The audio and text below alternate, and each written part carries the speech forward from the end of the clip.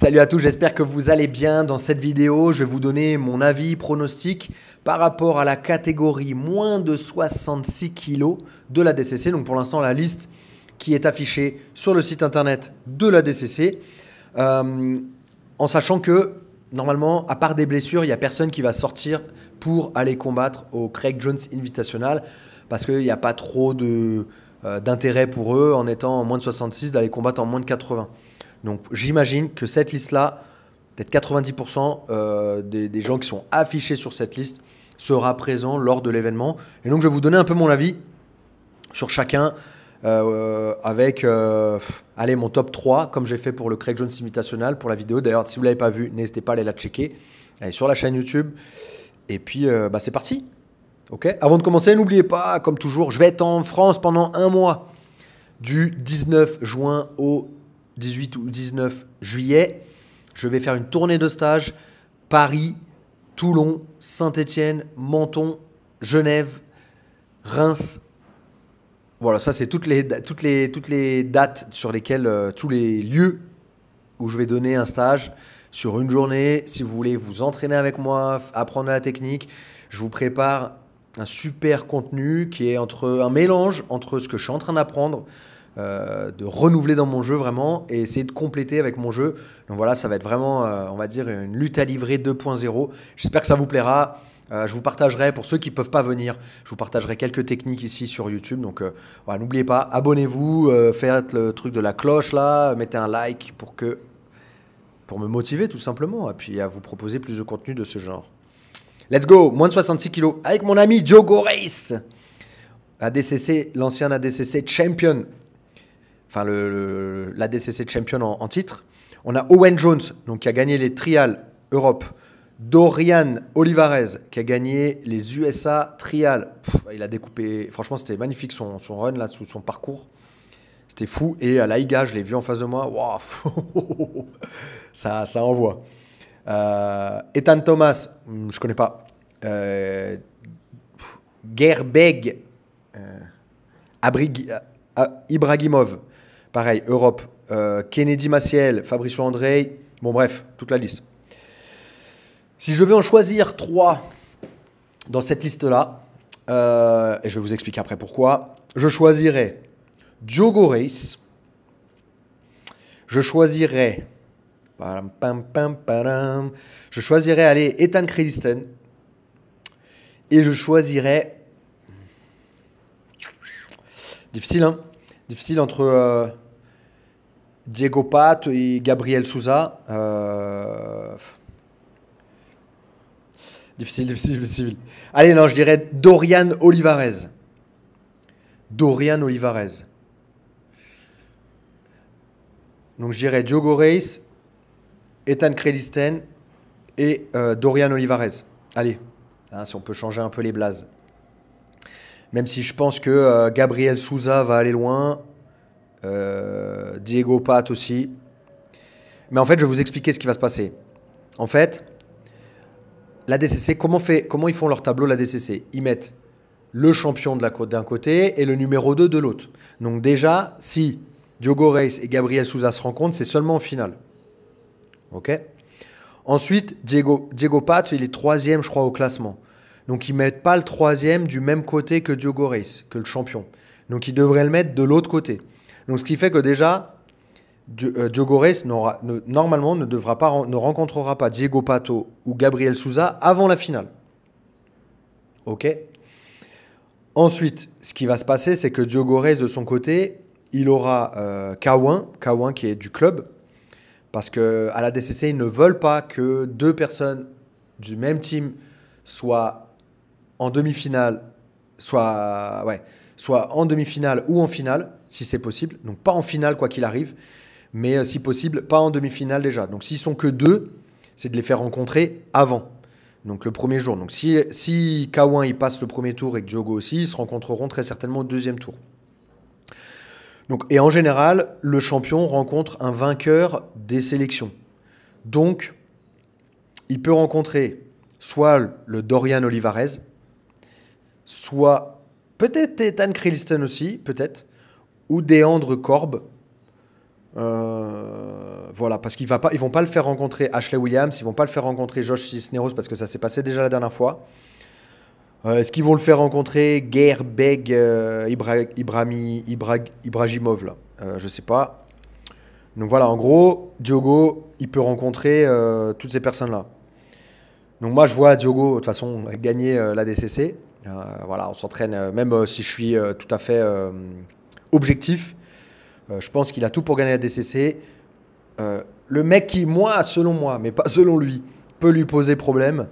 Les deux mecs qui peuvent lui poser problème, je pense, c'est Dorian Olivares et peut-être Ethan Creliston. Peut-être. J'ai pas assez analysé le jeu debout en lutte de Ethan Creliston. Donc faudrait voir en fait ce qu'il fait vraiment exactement debout. Mais Dorian Olivares, c'est un vrai pitbull qui s'arrête pas. Et 10 minutes avec lui. Si tu n'arrives pas à trouver une faille chez lui pour le ramener au sol ou pour le renverser ou prendre le dos, que ça va aux prolongations, voilà, le mec il a 8 poumons quoi. C'est un jeune, je sais même pas, il a 17 ans je crois. Donc pour moi il est dangereux, mais Diogo Reis n'est pas tellement inquiet par lui, donc on verra bien. Et Ethan Creliston quand même, il y a l'expérience, il y a la technique, il y a de la lutte, très dangereux sur les soumissions et très dangereux sur les prises de dos. Donc pour moi, voilà, à voir. Même si il a déjà perdu face à Dorian Olivares. Et je ne sais pas s'il n'a pas perdu aussi face à Deandre Korb, je crois, aux sélections ADCC. Bref, donc, quoi qu'il arrive, on a, pour moi, Diogo Reis, Dorian Olivares et Ethan Creliston. Même si Ethan Creliston, allez, peut-être que ce sera plutôt peut-être Gabriel Souza, peut-être plutôt. Hein. Tout dépend du tableau. Mais je verrais bien aller une finale Diogo Reis, peut-être encore Gabriel Souza.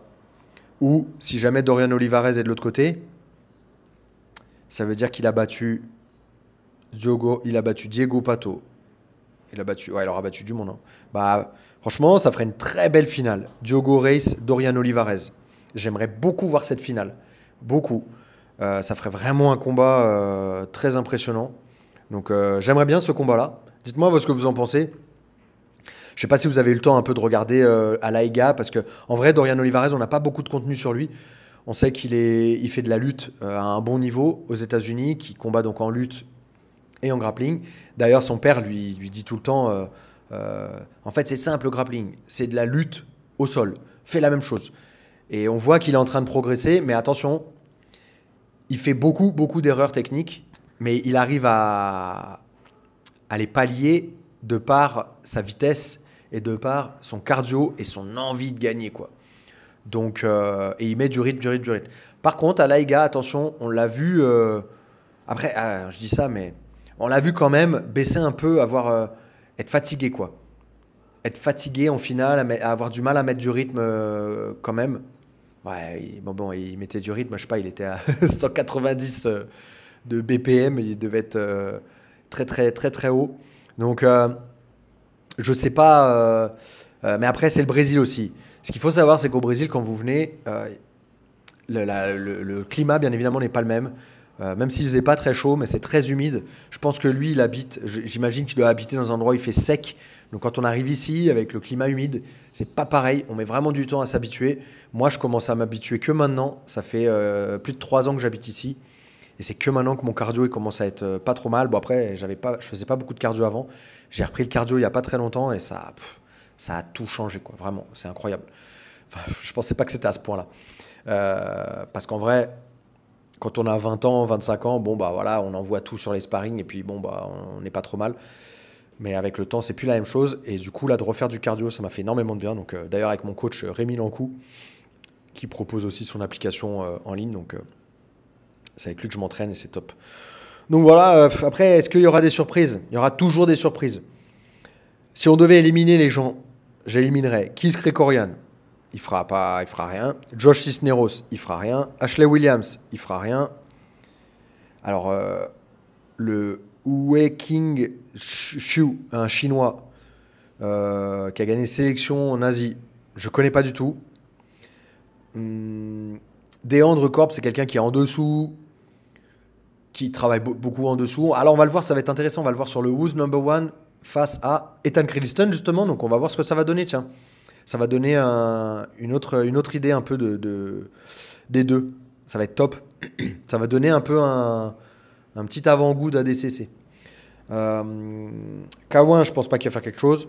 Il peut passer un tour, peut-être deux, mais je ne vois pas faire quelque chose. Fabricio André, je ne le vois pas non plus faire quelque chose. Kennedy Maciel, je ne le vois pas non plus faire quelque chose. En tout cas, je ne le vois pas aller en finale. Je ne vois pas aller en finale Fabricio, je ne vois pas Kennedy aller en finale. Je ne vois pas Owen Jones aller en finale. Je ne vois pas Ethan Thomas aller en finale. Le Russe, je ne le vois pas aller en finale non plus. Donc voilà, je vois la finale, Diogo Reis, Dorian Olivares, peut-être Ethan Creliston s'il a un bon tirage, et Gabriel Souza. Diego Pato, je ne le vois pas aller en finale. Il n'a pas de lutte à la DCC. Si tu n'as pas de lutte, tu es mort. Et vu qu'il risque de prendre Gabriel Souza avant la finale, ou peut-être Fabricio André. D'ailleurs, on va voir aussi, ça va être un avant-goût d'ADCC ce week-end avec Fabricio André face à Diego Pato. Donc, à voir. Voilà, pour moi, vous avez mon petit pronostic par rapport aux 16 qui sont là. D'ailleurs, je suis au courant aussi que mon ami Felipe Machado, il est en réserve de cette KT-là. Mais c'est pareil, je ne le vois pas aller en finale. Par contre, il peut faire du bruit sur un premier, deuxième tour. Mais demi-finale, je ne le vois pas passer. Après, à voir encore une fois qui il va prendre. Mais à partir de la demi-finale, c'est solide.